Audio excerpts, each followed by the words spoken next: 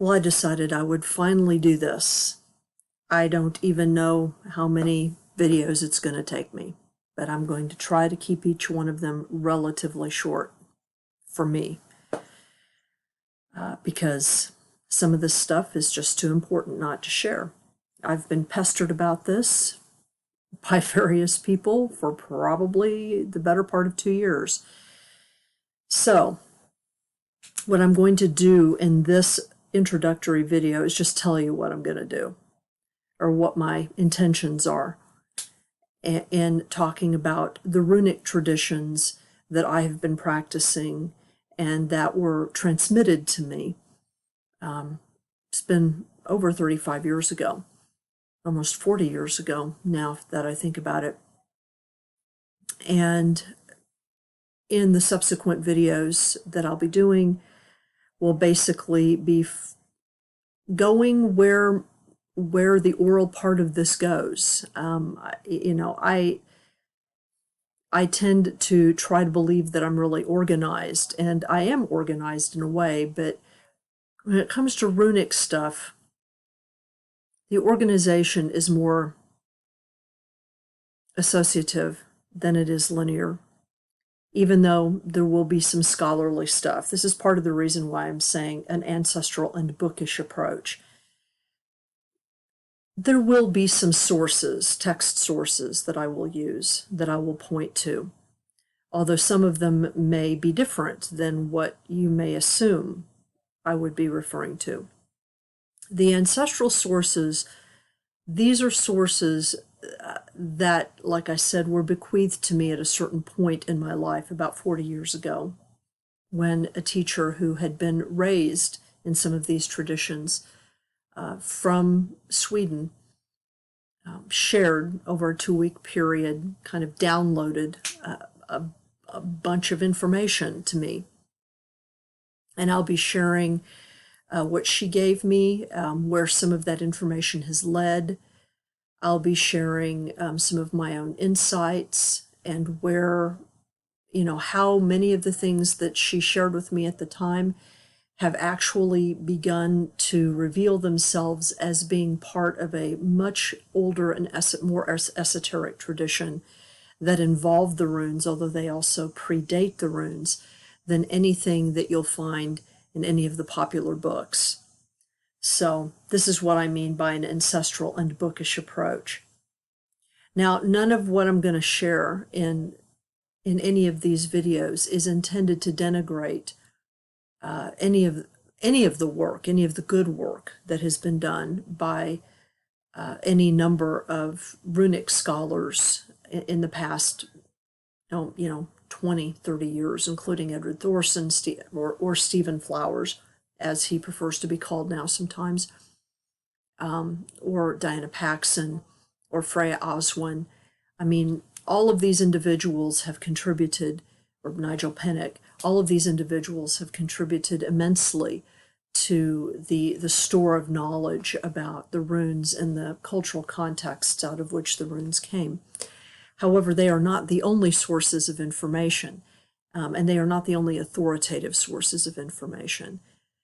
Some of the most authoritative sources do not publish, and so they give that stuff orally, just like most traditional teachers do, and that's where I have some of the information that I'll give you. Now, if part of this, of course, will be looking at runes themselves, and I just put this up because I'm sure if anybody who's watching this is into the runes, you've probably heard of the Elder Futhark. The Elder Futhark is generally held to be the oldest and most traditional form of Futhark. And what Futhark means is it's just simply a way of talking about a rune row. If you're not familiar with this, it just duplicates the name or creates a name out of the first 6 runes, basically. If you were to just take the phonetic meanings of these first 6 runes and pronounce them, they would say Futhark. So that's where you get that. It means a rune row. And this is probably one of the most common of the rune rows. If you see the rune rows, you'll sometimes notice that these two runes here are shifted. This one right here, which is the 13th rune, and the 14th rune, sometimes their positions are shifted. And sometimes the last two, their positions are shifted, so that, for example, the Elder Futhark that Edred Thorson or Dr. Stephen Flowers uses has Odal at the end as the 24th rune. So we'll talk later about what those shifts mean. They don't mean a lot. Esoterically, they can mean something, but they're not that significant, especially at the beginning. What is significant about this particular configuration of the runes, and it is the one that I used for, 30 years of my life. But what's important about it is, and this is why it is seen as authoritative, is that it is attested in text, and it is attested to some degree in artifacts. Although some of those artifacts, as you'll see as we get on into this, are a little bit iffy on occasion. But it's really the textual tradition that is being pointed to when people like Edred Thorson say that this is the fundamental Futhark, and that this originated from the Goths in Gotland, and as they invaded the rest of Europe from the north. And there is some evidence for that. I mean, I'm not trying to denigrate that at all. All that we'll be looking at other types of evidence which indicates that may not be the whole story, basically. It is one story, and it has sort of as its benefit, or the benefit of the doubt, because there is some evidence to support it. But there is also additional evidence, which, as I said, we'll see. However, when we get deep into the runes, this is actually the rune row, or a similar rune row that I use. And I'll talk a little bit about where I heard about this or was exposed to this in just a minute. I've only been using the Uthark for about maybe 4 or 5 years, but I have found it to be an incredibly powerful internal way of using the runes. And what you'll notice, of course, in this particular configuration of the runes is that the rune that normally is at the front here is in the number 1 position, and the Uthark is in the 24th position. Now, in this particular configuration of Uthark, we have 12 and 13, Perthos 12 and 13 have been shifted, and then 22 and 23 are in the configuration that Edred Thorson tends to use. Again, that doesn't really matter for the purposes of this. What distinguishes Uthark from Futhark is how what rune begins the process and what rune ends the process. And what that does is it changes the configuration of the ets, so that the ets begin and end with different runes than in the standard Futhark. Now, you might ask yourself, why would anyone do this? And I'm just going to give you a very brief introduction as to where this comes from. There are 2 main sources that Uthark comes from. And you can read about these 2 sources in this book by Thomas Carlson called The Night Side of the Runes. The configuration of the Uthark was introduced by a linguist in the early 20th century, a man named Sigurd Agrell. Sigurd Agrell. It's Agrell, Agrell. And I was thinking Carlson when I said that.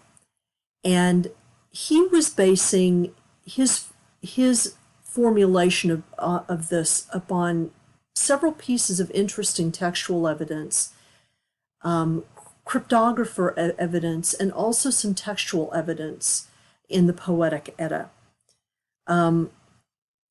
And what I wanted to do is show you the actual artifact that he references in his work. The oldest known inscription of any runes that we're aware of occurs in Gotland. That's part of the reason why we know the runes probably came from the Goths. And it's called the Kilverstone. And it's around the 4th century, so, the 300s, if you will. And what's interesting about this rune row, which is right here, is that it occurs underneath a slab of stone, which has been deliberately placed upside down on top of a chamber. At first it was thought that this was like a grave, but now there are some people who think that it may have been like an incubation chamber, like a chamber that someone went into to have an initiation, and then the runes were carved underneath the stone that would be then laid on top of the person so that they would be maybe probably facing the stones while being in that underground chamber. So it suggests a kind of initiation of some type. We don't know for sure because there are no other artifacts surrounding this. But what is interesting about this particular configuration is that there is no Feo or beginning F rune at the start. There is a stave here, but it doesn't show any clear signs of being that first rune. And furthermore, there is a glyph at the end of the rune row that oftentimes when that glyph appears, it either means that this is a cipher, in other words, this is a coded message, or there are occasions when there are signs that are similar to this that have stood in for the Feo rune. So knowing this, that there's an ambiguous Feo rune present, Sigurd Agrell postulated that it might be possible that in fact the first rune in this row was the Ur rune, as in Uthark. He further, looked into this and realized that the practice of substituting one rune for another, of like taking this rune maybe and magically sort of putting it to the rear, is something that was a cipher's trick. There were a number of complex ciphers and codes that were developed during the Middle Ages that used runes as kind of their key or their backdrop, if you will. And this is a common technique where you actually substitute one for the other or move one rune over and shove everything up, and especially since you have this sign at the very end, which was often used to signal that there was a cipher that was being used. And yet this is a very old rune stone, they've been able to date it.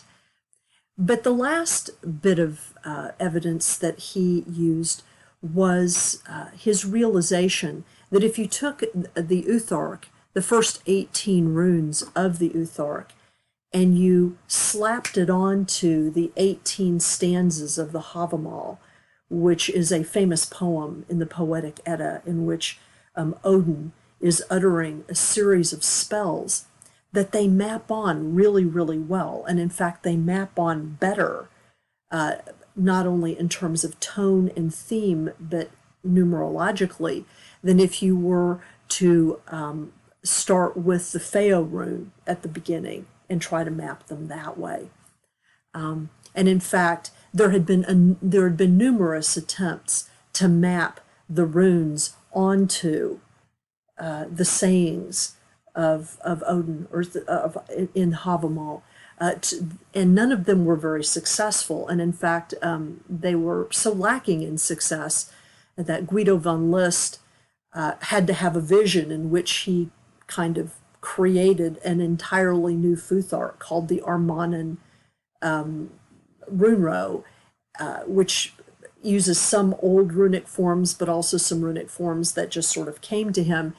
And there were 18 of them, and those he slapped on the corresponded to those 18 stanzas.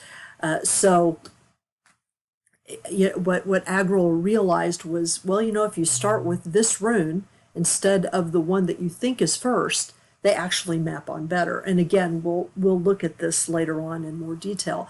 But the point is that he postulated that the rune rows as we understand them, the Futharks as we understand them, could have been a type of exoteric knowledge that was given to the monks in order to hide a more esoteric knowledge within the body of the rune row itself. And what he thought was really interesting, and what Thomas Carlson thinks is really interesting, is that if you do Uthark instead of Futhark, all of a sudden goddess energies present themselves. The Norns present themselves more fully, and you seem to be much more in touch with the Seidr part of the runes, which we'll talk about later, rather than the Galdr part of the runes. And by saying that, what I'm trying to say is that it's not that Futhark is illegitimate. It is not illegitimate. But if you move that Feo rune to the rear, all of a sudden, it's almost like an esoteric underpinning of the rune row is revealed.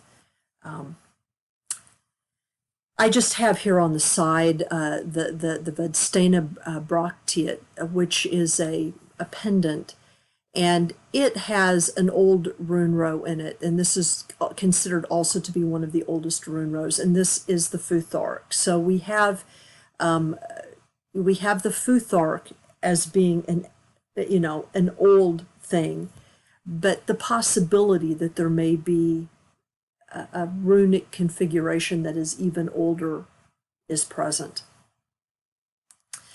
So the book on the left, as I indicated, The Night Side of the Runes, is what I would recommend as an introduction to Agril's work and also to the Uthark itself. This particular volume is actually, it's actually almost like 3 books in one. Uthark is kind of the very first part. At one point, it was a standalone book. And I think that the PDF for that standalone book may still be available on the internet in some way or another. That's where I originally got it. But if you can't find it that way, you can actually get this text here and read the first part of it, the first part of the book, and it will tell you all about Uthark and Carlson's analysis of Agril's work. And it's actually very, very, very well done. The other bookish text that I consider to be really important is the one on the right by Maria Kvilhaug, The Seed of Yggdrasil. I consider this to be one of the most significant books of Scandinavian, Northern European tradition to be written in the last 20 years, maybe 30 years. She is a linguist of singular note, and what she does is she does do some work with runes here, but what she really actually does is go deep into the texts that have always been used to undergird and the runes and to provide a context for the runes, namely the poetic and the prose Edda.